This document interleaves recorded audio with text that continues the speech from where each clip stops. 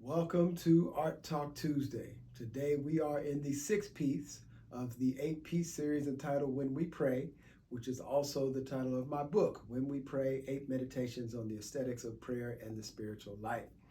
Each chapter opens with an illustration. What I've been doing over the last 6 weeks has been going over each of the illustrations in the opening chapter. So this is the piece for the opening chapter of 6. And once again, we're going to start off by jumping right in.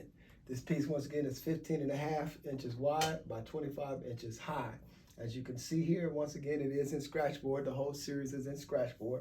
I played around a lot with the composition in this one, just in terms of me getting to this particular image that you see. I wanted to use this central figure here, who you can see is in a meditation pose. She is in the lotus pose, full lotus pose, meditation pose, their hands in the symbol for devotion here at the center of the chest or the heart.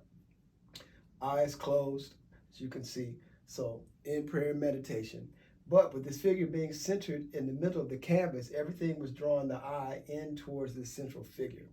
So from a compositional perspective, I chose these two symbols to put into the composition above and below the figure in order to create some more dynamic energy here at the bottom. Because just with the figure sitting here in the mirror, in the middle of the piece, what happens from a compositional perspective is the arms and the hands of God come in and it draws your eye up here into the central figure, and then that gets stuck. So then you have this conglomeration of energy here, which keeps the eye stuck and it doesn't let the composition be dynamic. So what I chose to do was also to place this above the head to kind of pull some of that energy up. Then we have the emanating rays of spiritual light coming out, which is diffusing some of that energy. And then we also pull some of the energy back down to give some weight to this part of the composition. Because if it was just these two hands pushing the energy up, everything would get stuck up here and it would be very heavy up at the top and not so much balance at the bottom. By placing this symbol, this image down here at the bottom, it also creates some weight here at the bottom, so it doesn't seem like everything is just floating up in space and not having enough grounding. So that, from a practical compositional perspective, is why we see this piece the way it is. And then from a spiritual or symbolic perspective, philosophical perspective, I also chose both of these symbols. This is the Sikh symbol, which is actually upside down, it's inverted. Actually, it should be facing this way. So the point here should be facing this way. And these are swords. These two are sabers. And this is also a sword here. Not sure what that is, but they should be facing up this way. I actually had some people I know who are Sikhs who came to my studio, gave me some perspective on this. They were just so happy to see their symbol in something that they were like, hey, it's upside down, that's okay, we get it. So I felt like I got a pass on that one. However, so this is the symbol for Sikhism. This symbol up here at the top is the symbol for Buddhism. It is the reminder of the Eightfold Path. So if you look at this wheel, it has 8 rungs, symbolizing the Eightfold Path of Buddhism. And then also some of the other things going around here. So that's what we have here with this piece. Both of these symbols, both of their religious practices rely heavily upon meditation. So I felt like that fit right in with what I was trying to do with this 6th image here. So we're looking at 2 faith traditions that are both primarily South Asian and Southeast Asian, and they both rely heavily upon the notion of meditation. And so we have this meditating figure here in the center, which can symbolize that connection between those. As I stated earlier when I began talking about this series, that prayer is the universal thing that all religions have in common.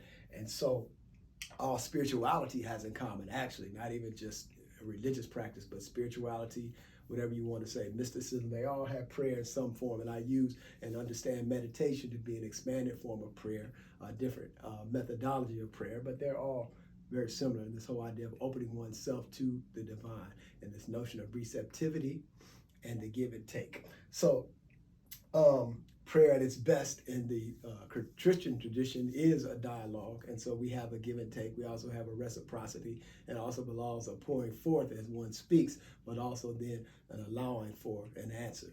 If you don't have that, then you don't have dialogue. Many of us do get confused and think that prayer is just a monologue and or begging, etc., etc., etc., which is such a limited and very off-base understanding of what we could say prayer truly is. However, so we have these two symbols here stressing this whole idea of meditation and meditative practice. We have this central figure here, and you can see that she is in a meditative state.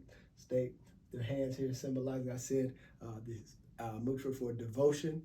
So her devotion to her practice, her devotion to her faith, tradition, then the full lotus pose here, which is not necessarily limited to yoga. Many people, when I say full lotus, I just say that just because it's something that people are familiar with, but this position is not limited to yogic practice, which would be based more in Hinduism.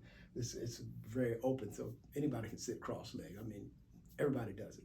Maybe not quite to the degree when we say full lotus, but we all do it. So once again, the universality as we look at symbols and their universal nature and what they mean and what they do. And so this figure is meditating. You see the spiritual energies here are flowing in or out, however you want to perceive it. They can be flowing out from the figure, or they can be flowing into the figure. Probably, as I talked about, this notion of dynamism and give and take. So it's both and, not either or. Usually the answer is D, all of the above. Very rarely is it A, B, or C. It's usually D, all of the above. And so the energies coming in and coming out, being exchanged through this process of opening and receptivity, which is really what meditation is about.